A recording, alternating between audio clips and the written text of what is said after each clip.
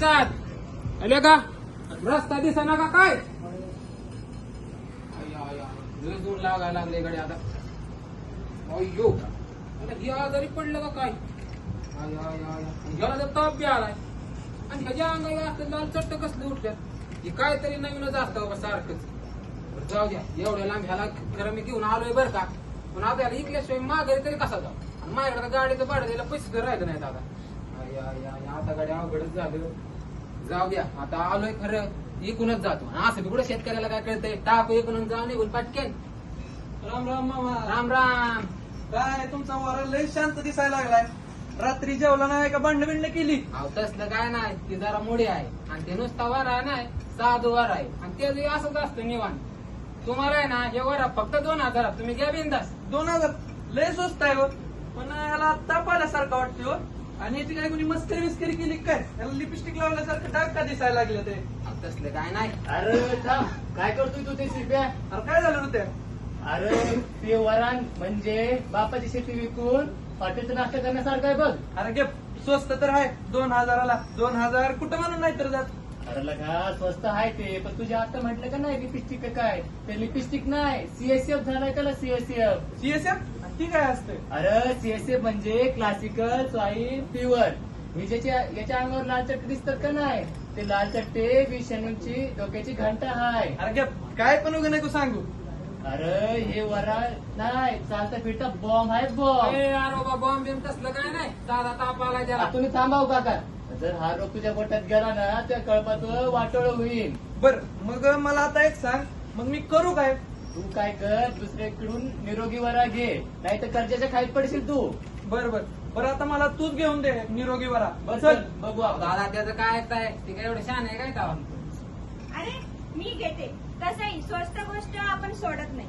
माझा लय वर्षांचा अनुभव आहे. आपल्याला काय लसीची गरज नाही. ए बाई आता ऐकलंस की तू माझं लय आधी आत्मविश्वास जगायली तू. अगं सीएसए समोर तुझा अनुभव 0 आहे 0. बघू मी याला एक गोळी देते आणि माझ्या जुन्या वरांमध्ये ठेवते. सगळे एकदम निरोगी होऊन जाते. बघ बाई तू.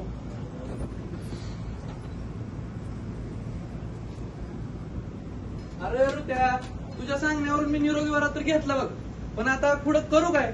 अरे तू निरोगी वरा घेतलाय ना आता तर निवांत राहा. आणि लईच अडचण आली तर पशुवैद्यकीय महाविद्यालय शिरवळ तिथं भेट दे एकदा. बर बर तिथं कोणाला भेट देऊ मी? तिथं डॉक्टर श्रावणी मॅडम म्हणून आहे, त्यांना भेट दे. बर बर चालतंय, जातो आजच जातो, नक्की जातो. जा लवकर. दुपारच्या सांगण्यावरून इथं आलो होतो. डॉक्टर श्रावणी तुम्हीच का? तर मॅम मला ते नवीन वरा पालन सुरू करायचंय, त्याच्याबद्दल थोडंसं मार्गदर्शन पाहिजे होतं. या बसा. आणि मॅडम ते मार्केटमध्ये मी काहीतरी नवीन ऐकलंय, सीएसएफ काहीतरी आलंय वाटतं. काय नाही घाबरू नका. वराह पालन खूप चांगला व्यवसाय आहे. फक्त त्याला शिस्त लागते. आणि सीएसएफ हा वराहांचा यमराज आहे. पण त्याला टाळण्यासाठी 2 महामंत्र आहेत. पहिला म्हणजे लसीकरण आणि दुसरं म्हणजे बायोसिक्युरिटी.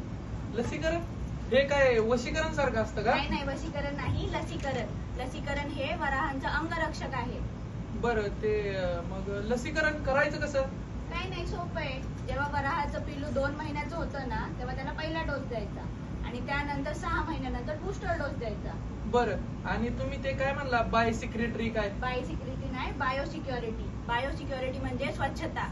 जसं आपण आपलं घर स्वच्छ ठेवतो तसं आपला गोठाही स्वच्छ राहायला पाहिजे, जेणेकरून विषाणूंना आत प्रवेश नाही मिळणार. म्हणजे आपण घरात जाताना जसं चप्पल बाहेर काढतो त्याप्रमाणे? तसंच तुम्ही गोठ्यात जाण्यापूर्वी जंतुनाशक मारूनच आत जायचं.